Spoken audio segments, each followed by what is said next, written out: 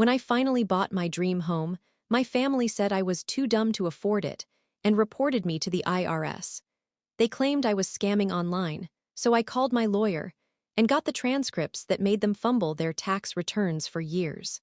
I was standing in my half-unpacked living room in Reno, Nevada, holding a bright yellow envelope from the IRS with my name typed in bold at the top. My stomach kept dropping like I was on some broken elevator.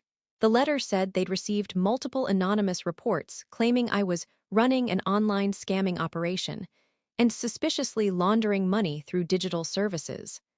I read that line 3 times. My hands were shaking so hard the page crinkled. The house was supposed to be the start of a new life. My first real home. My dream place. I'd spilled half my savings into the down payment, worked insane hours freelancing online to make the mortgage happen, and for the first time in my 32 years, I felt like I wasn't failing at everything. But now I was standing in that same house with an IRS threat letter because someone wanted to burn it all down. And I already knew exactly who sent it. My family, well, my mom, my sister, and my cousin, had been furious when I bought the place. Not jealous in a subtle way, straight up angry. They told me I was too dumb to own property and acted like I'd stolen something from them personally. My sister even joked, maybe the bank didn't look close enough at your income. They'll take it back eventually. I remember laughing it off, thinking it was just them being bitter. I didn't think they'd actually try to destroy me, but when I saw the IRS letter, everything inside me went cold.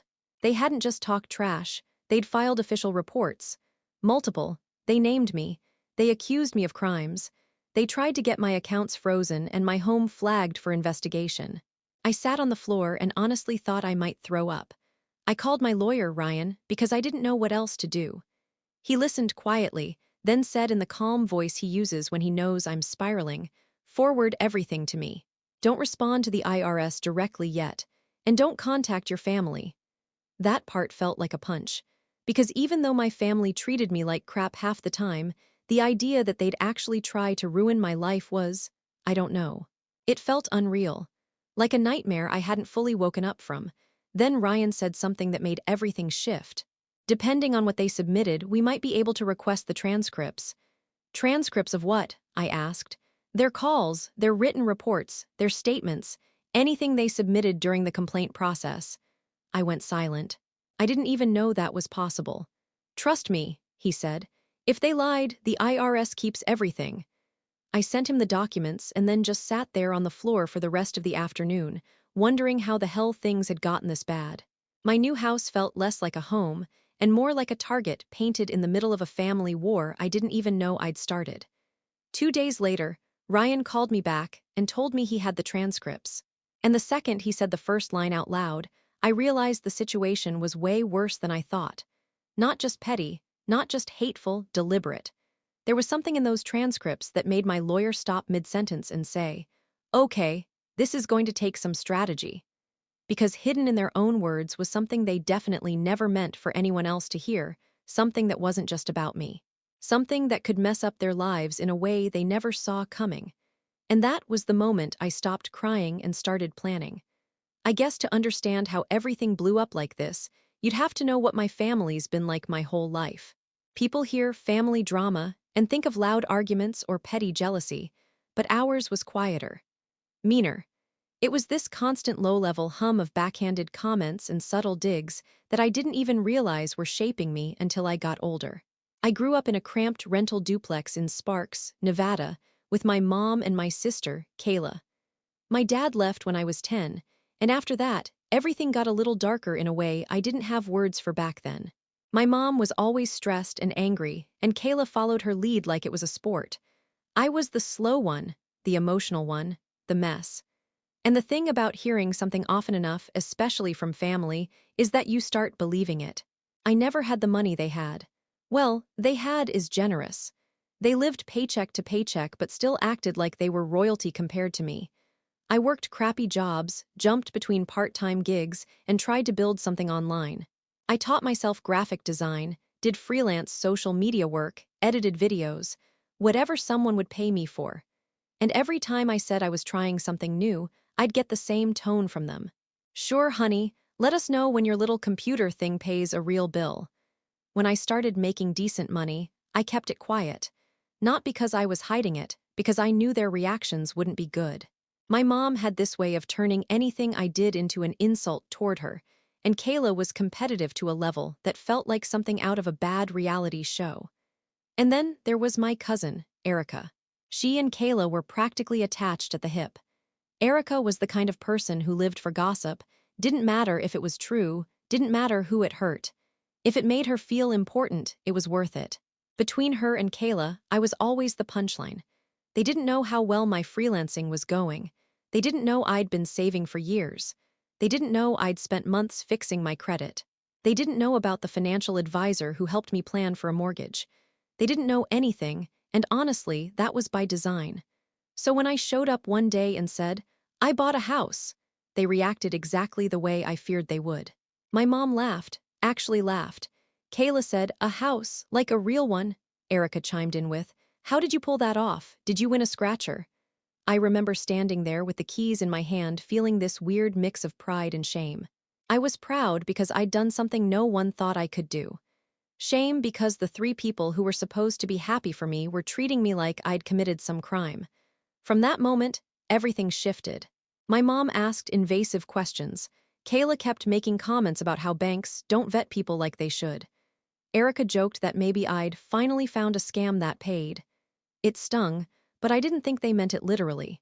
Looking back now, that's the part that gets me, how I underestimated their bitterness. How I didn't see the envy for what it really was. Something that had been building for years, waiting for one good moment in my life to spill over. I just didn't know yet that the house wasn't the moment that triggered them. It was something else, something I hadn't even realized I'd done. The weeks after I told them about the house were tense in this weird, jittery way. It felt like something was happening behind my back, but I couldn't figure out what. They weren't openly attacking me anymore, that would have been easier to handle. Instead, they were overly curious. Too curious. Kayla kept asking for house pics, even though I'd already sent plenty. My mom wanted to know the exact mortgage amount. Erica kept texting things like, "So how much do you make monthly doing those little online gigs again?" Always with that fake cheerful tone that made my skin crawl. I didn't answer most of it. I stayed vague. It didn't feel safe. At the time, I convinced myself I was being paranoid. But then small things started happening. The first thing was my bank flagging one of my deposits for unusual activity. I assumed it was just a random check. My freelance income comes from all over, sometimes big payments, sometimes small ones, so it wasn't that strange. But the bank rep I talked to hinted that a third-party report had triggered the review. I remember sitting there on hold thinking, who the hell would report me? But I brushed it off. Then one of my bigger clients emailed me saying someone contacted them pretending to be from a verification service and asking for confirmation of the amount they paid me. Luckily, the client didn't fall for it, but they made it clear they were freaked out. That one rattled me. It felt targeted. Still, I didn't connect it to my family. I was so used to them being petty in small, exhausting ways that it didn't even cross my mind they'd escalate to something like this. But the moment everything clicked was Easter weekend. We were all at my mom's apartment in Sparks. I almost didn't go, but I was tired of avoiding them and figured if things were tense, I'd just leave early. The second I walked in, the room got quiet, not the awkward kind, but the conversation stopped mid-sentence kind. Kayla and Erica were whispering in the kitchen. My mom was on her laptop, snapping it shut as soon as she saw me. The air felt thick and weird. Halfway through dinner, Kayla dropped a comment that made my fork stop midair. "So what happens if the IRS decides to look into your income streams? Like, would you have to sell the house? Or do they just take it?" She said it like she was talking about the weather, not the possible destruction of my life. I felt heat climb up my neck. "Why would the IRS look into anything?" She shrugged, sipping her wine. "You never know, they audit random people sometimes." Erica chimed in, too quickly, "Especially people who make money online." My mom added, "There's a lot of fraud these days." It wasn't what they said, it was how rehearsed it sounded. Like they'd practiced the lines. I drove home that night with this heavy pressure in my chest and a certainty I couldn't shake. They were involved in something. Something to do with me. Something they weren't saying. And then, a week later, the IRS letter showed up. That was the moment everything snapped into place. But it was also the moment I realized something else, something way worse. Because when my lawyer later read me the first line of their transcript, it wasn't just that they'd targeted me. No, they'd been doing something long before they reported me. Something they'd been hiding. Something they accidentally exposed when they tried to ruin my life. Something that explained their weird questions, the secrecy, and the sudden interest in my income. And that something was about to blow their entire world apart. When my lawyer finally read me the transcripts, I swear my whole body went numb. I'd been bracing for lies about me, exaggerated tips, fake accusations, maybe some petty trash talk. But what I heard wasn't petty, it wasn't impulsive, it wasn't even really about me. It was a cover-up, a clumsy, panicked one. Ryan started with the first recorded phone report. The voice was unmistakably my mom's, that tight, nasal tone she gets when she's trying to sound professional. She said, "My daughter is hiding income through unregistered online work. We believe she's using fake deductions and cash apps to avoid paying taxes." Typical of her to sound like she swallowed a whole Facebook conspiracy thread. But then she continued.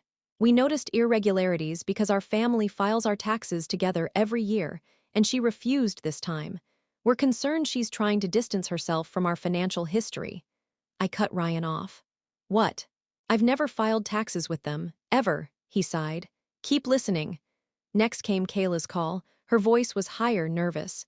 "She suddenly bought a house in Reno with money we don't think is legitimate. We think she's getting paid under the table, like, through online clients she doesn't report. We've had issues with audits before because of her."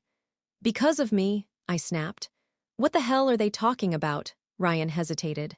"That's the problem. They're referencing things that don't exist in your files. But they seemed worried the IRS might connect some dots." Then he opened the written submissions. That's when everything detonated. Because buried in their own statements, in these sloppy, panicked explanations, was something I never knew. My mom had been claiming me as a dependent for years after I moved out, and collecting extra credits because of it. And not just that, she'd been lumping parts of my reported income into her tax returns to inflate her business deductions. And Kayla, she'd been doing something similar with Erica. Using each other as dependents, swapping information, creating this messy, tangled web of fraudulent claims spread across multiple returns. It was a small-time family tax scheme. Amateur, sloppy, but enough to get them into real trouble if anyone ever dug into it. And my buying a house was the first time in my entire adult life that any official agency would look directly at my actual financial records. Ones that didn't match what they'd been filing behind my back. So the more Ryan explained, the clearer it became. They didn't report me because they thought I was scamming. They reported me because they were terrified the IRS might notice that my clean, accurate income history didn't match the fictional one they'd been using to pad their returns for years. The bitterness, the questions, the fake concern, all of it made sense. They didn't think I was too dumb to afford a house. They thought my clean paperwork was going to expose their dirty paperwork. They tried to burn me before I could accidentally burn them. But the biggest hit wasn't the fraud. It was one specific line from the transcript, one that made my stomach twist. Erica, in her call, said, "She doesn't even know half the stuff filed under her name. She's clueless. You'll see it if you audit her." Not "they'll see it. You'll see it." She basically admitted, on a recorded line, that they'd used my personal information for things I had no knowledge of. It was identity misuse. It was federal, and they didn't even realize they'd confessed to it while trying to frame me. When Ryan finished reading, he said 2 words, "This is huge." I didn't speak. I couldn't. I just sat there feeling this mixture of betrayal, anger, and something colder, the realization that they hadn't just tried to ruin me. They'd been using me, for years. And now that I was finally doing well, they panicked and tried to destroy the only clean evidence that existed. That was the moment the fear inside me turned into something sharp and focused. Because if they thought I was going to roll over, they had no idea who I'd become. The night after hearing the transcripts, I didn't sleep. Not even for a minute. I just lay in bed staring at the ceiling while everything replayed in my head. My mom's fake concern, Kayla's smirking comments, Erica's stupid laugh. Each memory felt like a shove I hadn't noticed before. But the part that broke something inside me was this. They had used my identity for years. Not by accident, not out of confusion. Deliberately, to pad their pockets. And then they tried to get me audited to bury the evidence. It was beyond betrayal. It was predatory. By sunrise, I wasn't sad anymore. I was done, so I called my lawyer. "What do we do?" I asked. My voice was flat, too calm. Ryan exhaled slowly, the kind of exhale that says he's already 10 steps ahead. "First, we secure your records. I'm filing an identity protection request. That locks your SSN behind verification barriers." "Good," I said. "Second," he continued, "we gather proof that you've always filed independently. That's easy. You've never claimed them, never benefited from any shared return, and your filings are clean. Their transcripts contradict federal records." "Okay. And third," he paused, "we decide how far you want to take this." I didn't speak, so he kept going. "You could file a formal identity theft report or a fraud report. Or both. But before you do any of that, I want to collect a little more information. People who run these kinds of schemes usually slip up in more than one place. If they've done this to you, it's likely they've used each other's information too, or made similar claims in other years. Meaning, he said, they might have built their entire financial life on fraud. If we push the right buttons, it could cause a chain reaction. I didn't want to ruin their lives out of spite, but the more I thought about it, the more I realized they had already tried to ruin mine, and not in a petty way. In a way that could have cost me everything: my home, my income, my ability to work. So we formed a plan, a quiet one, a legal one, but a devastating one. Step 1. Ryan requested formal transcripts from the IRS showing every year I had filed. Clean, independent, no dependents claimed, no shared returns. A perfect record that directly contradicted the claims my family made. Step 2. He requested the cross-reference file, a record of every return that had used my SSN in any capacity. This part made my stomach twist. Because if it came back with entries I never signed or consented to, that was identity fraud. No gray area. Step 3. I changed every password I had: banking, email, freelance platforms, digital wallets. I locked everything behind two-factor authentication and removed old recovery numbers.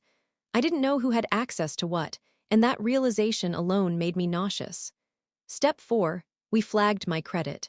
I froze all 3 major bureaus. If they tried anything else using my information, they'd get stopped instantly.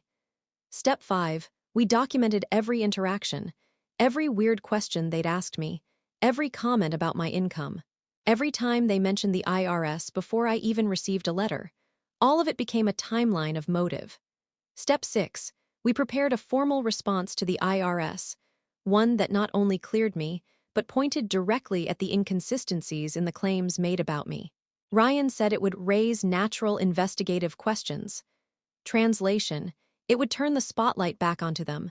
But the real turning point came a few days later. Ryan called me and said, "You need to sit down." When he said that, I knew something big had happened. Something involving the cross-reference data. Something involving my name and theirs. And when he told me what he found, my stomach didn't just drop. It free fell. Because they hadn't just used my identity. They had used it in a way that could get every single one of them audited for years, and the IRS had already flagged something suspicious. They just didn't know yet that the trap they tried to set for me was about to snap shut around them instead. Ryan didn't ease into it.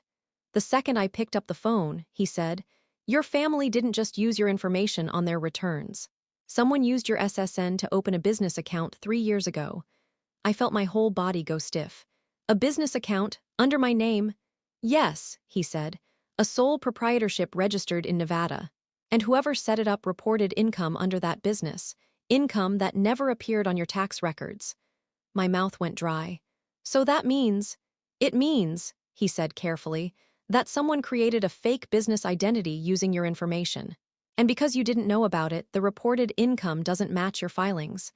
A chill went down my spine. "But here's the twist," he continued. "The income reported under your fake business. It matches deposits made to accounts associated with someone else. And that someone else is Kayla." I felt my stomach clench. He went on. "I traced the routing numbers. Whoever filed these false returns with your SSN diverted the refund deposits into accounts under her name. And the address listed on the fake business registration? Your mom's apartment." I sat there with the phone pressed to my ear, unable to speak. This wasn't petty fraud. It wasn't shared dependency manipulation. It wasn't a messy family scheme.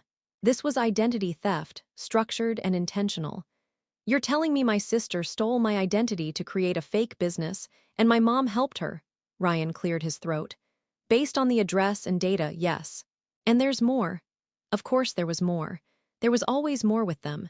He continued, the IRS had already flagged that business as high risk due to inconsistencies. They hadn't opened a case yet, but guess what triggered a second look? I knew before he finished. The complaint they filed against you, he said.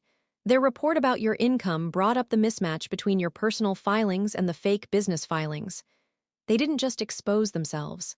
They tied the fraudulent business, the one they created using my name, directly to the false report they made about me. A perfect storm. I swallowed hard. So the IRS was already suspicious? Yes. And now they have actual cause to investigate the business records, which, again, are in your name but funneling money to Kayla. I felt heat spreading behind my eyes. Not sadness, not anger, pure disbelief. My own sister had been running a fake business through my identity while mocking my real one, while telling me I was too dumb to make real money, while laughing at my house. And my mom was involved. At minimum, she let her do it. At worst, she helped set it up. But then Ryan said something that chilled me more than anything else. Erica's involved too, I blinked. How? She filed her last 2 returns claiming she was employed by your fake business. She listed the business name, the one tied to your SSN, and those returns were flagged as well. My jaw dropped. She claimed she worked for a business I didn't even know existed. Yes. And she claimed deductions related to it. So all 3 of them, I whispered. They all used it, Ryan exhaled. It's a triangle of fraud. They all used your identity in different ways. And then when you bought a house, they panicked. They assumed your financial vetting would expose the fake filings, so they tried to preemptively discredit you. I leaned back in my chair, staring at nothing. They tried to take me down, I said slowly, to protect the crimes they committed using my name. Exactly, he paused. And now the IRS has the transcripts where they accidentally admitted you didn't know half of what was filed under your name. That line alone proves identity misuse. My heartbeat steadied. For the first time, everything made sense. Every weird question, every cold comment, every laugh when I said I bought a house. They weren't jealous I succeeded. They were terrified I'd uncover the success they'd faked using my identity. And now they'd handed us the rope. All I had to do was decide how tightly to pull. I thought I understood why they did it. I thought it was desperation, or jealousy, or the kind of financial corner people back themselves into when they don't want to get real jobs. But the real reason, the one Ryan uncovered next, was darker, colder, calculated in a way that still makes my skin crawl when I think about it. It started when Ryan said, I found something in the business filings that doesn't match the others. His tone was clipped, the way it gets when he's trying not to overwhelm me. There's an addendum in the documents, a handwritten note attached to the very first filing for the fake business. What kind of note? I asked. He didn't answer immediately. He asked, has your mother ever said anything about your credit? Like it was hers. I felt something in my chest tighten. She always joked that my good credit should benefit the whole family. She said I didn't need it as much as she did. Ryan sighed. This wasn't a joke. He read the note word for word, his voice steady. We are using her information because her credit score is stable and she never checks her reports. She won't notice anything missing. She lives paycheck to paycheck. She's too passive to question anything. If anything goes wrong, she won't fight. I didn't breathe. I couldn't. It was in my mother's handwriting. She wrote that, I whispered. Yes, he said. It was stored with the original registration documents as justification for using your SSN. It's incredibly reckless, and incredibly telling. My stomach twisted so hard I thought I might be sick. I wasn't a daughter to her. I wasn't even a person. I was a resource. A silent, compliant source of clean credit, clean identity, clean tax history, someone she could piggyback off of because she assumed I'd never look closely enough to catch her. And she didn't just think it privately.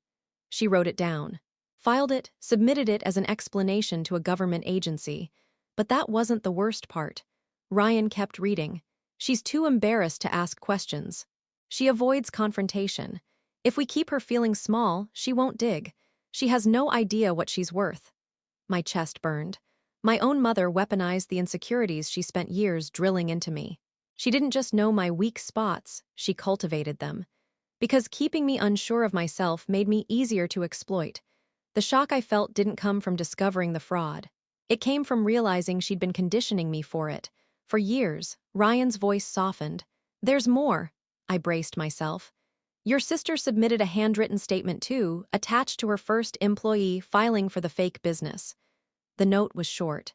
"Using her identity is safer because her life is boring. She won't have big purchases or anything that triggers federal checks. She'll stay in apartments forever. She's not the type to buy a house." That line hit me harder than anything. They built an entire fraudulent operation, a 3-person tax skimming system, on the assumption that I would never rise high enough to get noticed. That I'd stay small, predictable, quiet, pathetic. My success wasn't a threat because it made them look bad. It was a threat because it made their entire scheme unstable. And once I bought the house, the first major asset in my name, their whole system shook. Ryan was quiet for a moment, then said, "They didn't attack you because they hated what you achieved. They attacked you because your achievement exposed their lie, and because they counted on you never realizing your own value." I sat there in silence, gripping the arm of my chair so tightly my fingers went numb. They didn't just betray me.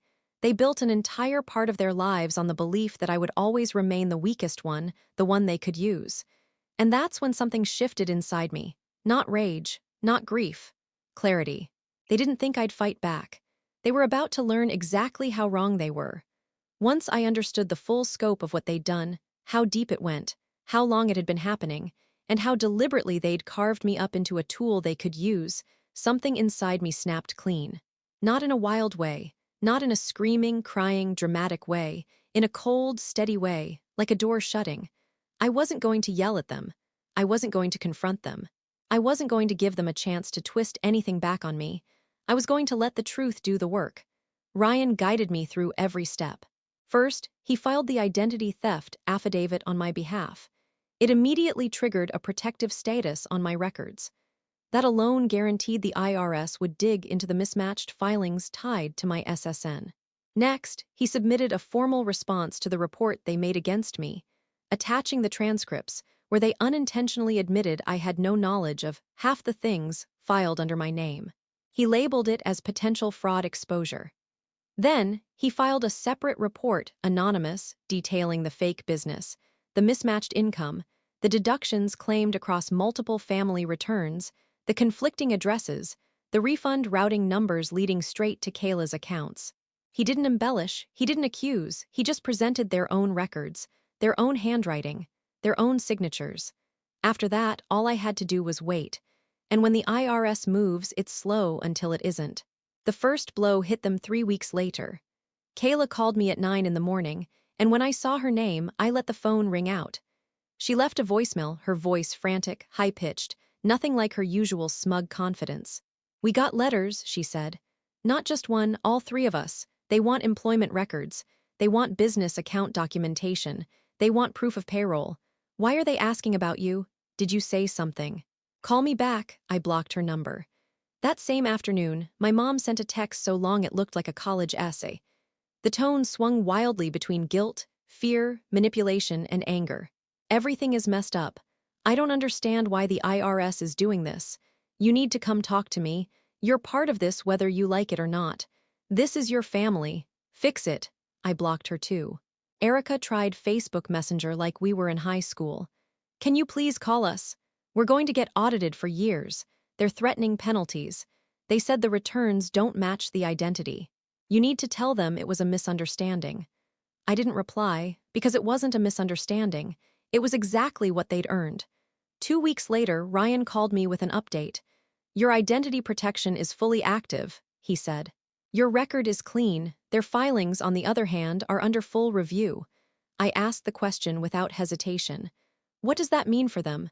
"It means," he said, "they'll be audited retroactively.